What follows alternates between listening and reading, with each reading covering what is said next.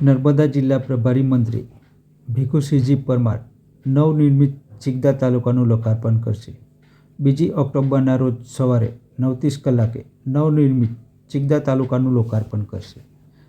રાજ્યના અન્ન અને નાગરિક પુરવઠા, સામાજિક અને ન્યાય અધિકારિતા વિભાગના રાજ્ય કક્ષાના મંત્રી તેમજ નર્મદા જિલ્લાના પ્રભારી મંત્રી ભીખુસિંહજી પરમાર આવતીકાલે 2 ઓક્ટોબર 2025ના રોજ નર્મદા જિલ્લાની મુલાકાતે પધારશે। મંત્રી સવારે 9:30 કલાકે નવનિર્મિત ચિકદા તાલુકાનું લોકાર્પણ કરશે। કાર્યક્રમ દરમિયાન તેઓ નર્મદા જિલ્લા વિકાસ વાટિકા વર્ષ 2024-25નું વિમોચન પણ કરશે।